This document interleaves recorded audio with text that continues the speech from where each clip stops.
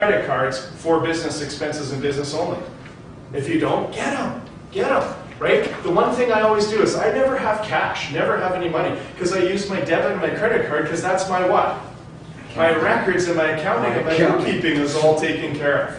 Does that make sense? And then I have Charlene, love her to death. I have a lady that bookkeeps for me, and I just bring her my envelope of chits.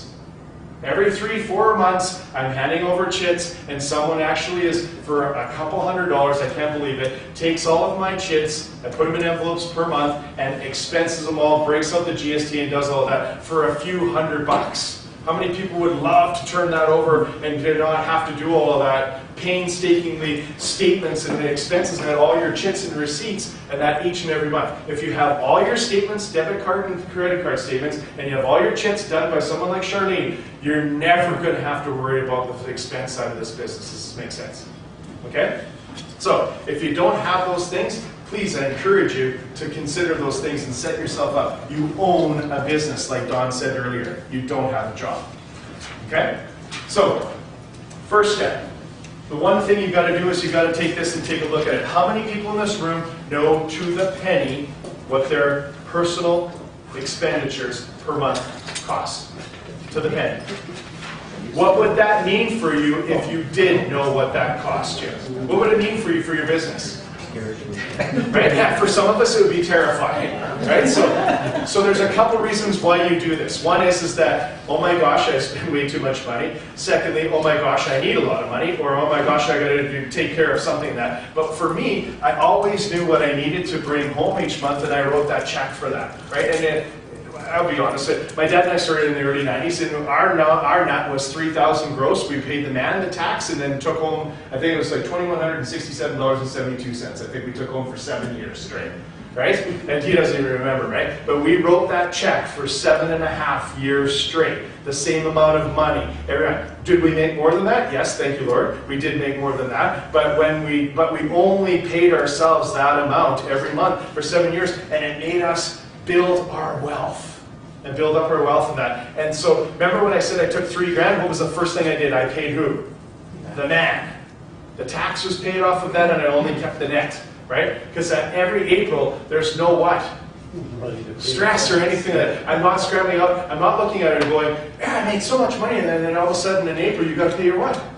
Income tax, and you're like, oh my gosh, now I got to rob from Peter to pay Paul, and you're stressing out. That's never an issue because I'm always paying the man first. Pay the man and you first, right? Pay the man and you first, okay? So, looking at that and knowing what those minimum expenses, now you're able to know what that personal expenditure is, what that is. And so I'm going to say this, I'm going to say, what are the non-negotiable monthly personal expenses, dodging from them and going away from them and just weighing it, okay? So here's what you write this down. My personal expense plus my business expense plus my profit equals my gross commission goal. My personal business expense plus my personal expense, my business expense, and my profit, all added together equal my gross income goal. Do you know how many times I've done a budget with agents and people that I coach, and that their income goal is less than what the personal and their business net costs them? Is that a problem? Yeah. One of the problems with our industry is that Don talked about earlier. Gross commission and gross income is truly gross. We have so many agents that rave about how much their GCI is, their gross commission income, and they are the same people that are going bankrupt in our industry. It's an ego-driven, gross income business where their expenses are exceeding their income. Average Canadian spending 110% of what they make. I'm not sure what Americans are. I think you're doing better than us. 140, 130. But I'm just saying, is that at the end of the day, and that is no different for real estate agents, and is that good business management, yes or no? If your expenses are exceeding your income, there's something wrong with your model. That is typical.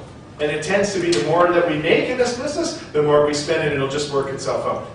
Guess what? It doesn't work itself out. So here are my best tips for you for financial management and business and expense. Increase your average sale price. If I increase my average sale price each year over year in my business, does that put more net and more income into my pocket? Yes or no? Absolutely. Increase your average sale price. The price of homes that you're, types of price of properties that you're selling each year. Tip number 3, increase your average commissions. So once you know what your average commission is that you're generating, obviously if you sell more expensive homes, then the average commission does what? It goes up along with that. So investing in business in what you do. Consider investing in with them, right? Consider working the business and touching them so that you get referrals. Creating an increase in your frequency by more referrals and by more transactions, doing more opportunities by selling in rental places. Would you agree those 3 things are the only thing that you could do to make more money in this bit? Cut expenses, 4 things. Cut your expenses, take every penny prisoner, increase your average sale price, increase your average commission, and increase the frequencies in which you're doing business with each and every one of your clients in your database. Yes or no? Absolutely.